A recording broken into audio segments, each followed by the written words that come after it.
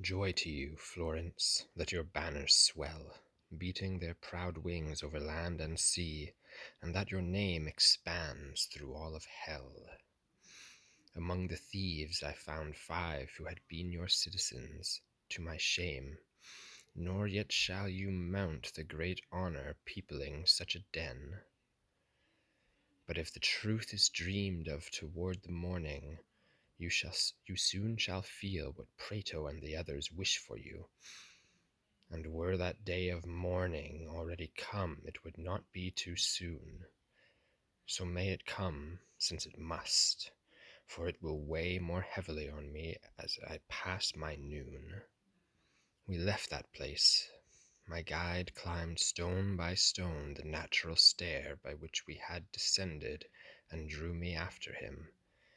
So we passed on, and going our lonely way through that dead land among the crags and crevices of the cliff, the foot could make no way without the hand.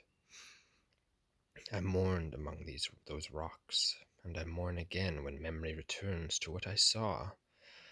And more than usually I curb the strain of my genius, lest it stray from virtue's course.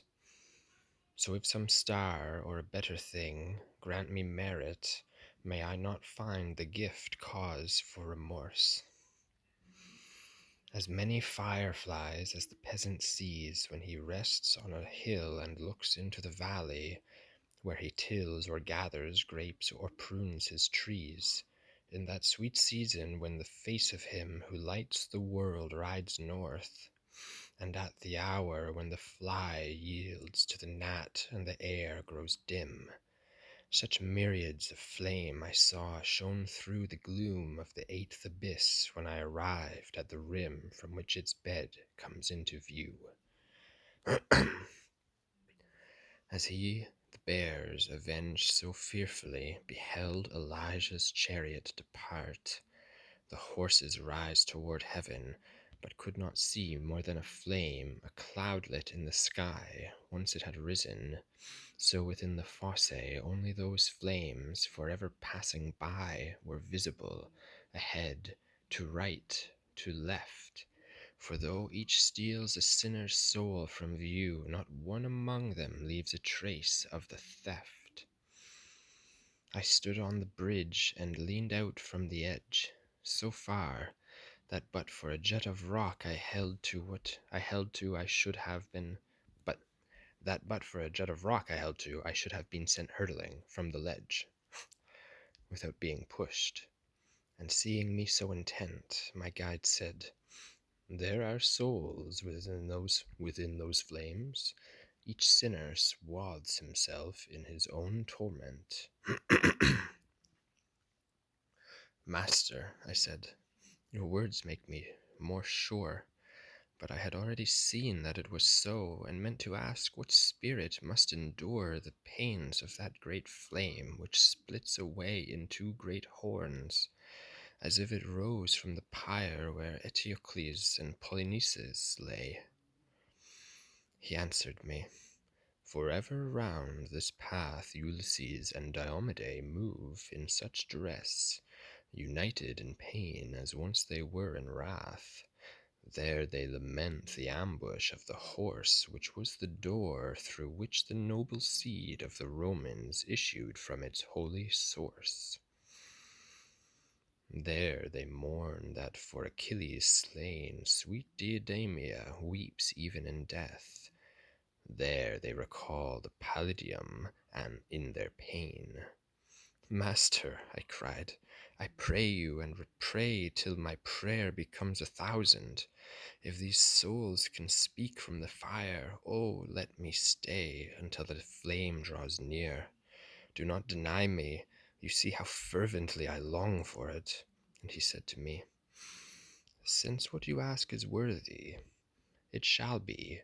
But be still and let me speak, for I know your mind already, and they perhaps might scorn your manner of speaking, since they were Greek."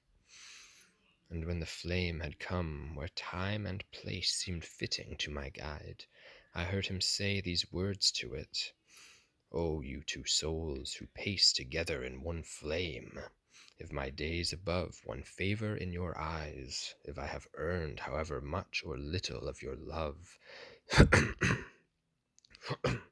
in writing my high verses, do not pass by, but let one of you be pleased to tell where he, having disappeared from the known world, went to die. As if it fought the wind, the greater prong of the ancient flame began to quiver and hum. Then, moving its tip as if it were the tongue that spoke, gave out a voice above the roar. "When I left Circe," it said, "who more than a year detained me near Gaeta, long before Aeneas came and gave the place that name, not fondness for my son, nor reverence for my aged father, nor Penelope's claim to the joys of love, could drive out of my mind the lust to experience the far-flung world, and the failings and felicities of mankind. I put out on the high and open sea with a single ship, and only those few souls who stayed true when the rest deserted me.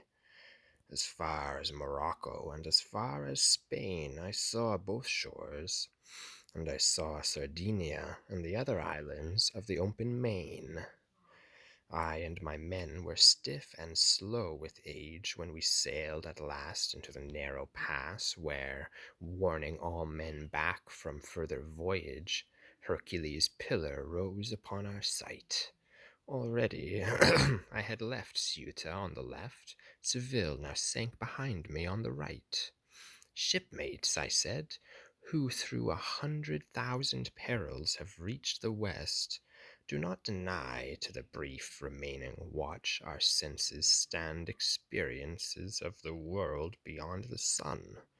Greeks, you are not born to live like brutes, but to press on toward manhood and recognition." With this brief exhortation I made my crew so eager for the voyage I could hardly have held them back from it when I was through, and turning our stern toward morning, our bow toward night, we bore southwest of the world of man. We made wings of our oars for our fool's flight. That night we raised the other pole ahead with all its stars, and ours had so declined it did not rise out of its ocean bed. 5 times since we had dipped our bending oars beyond the world, the light beneath the moon had waxed and waned, when dead upon the course we sighted, dark in space, a peak so tall I doubted any man had seen the like. Our cheers were hardly sounded when a squall broke hard upon our bow from the new land. 3 times it sucked the ship and the sea about as it pleased another to order and command. At the 4th, the poop rose and the bow went down till the sea closed over us and the light was gone.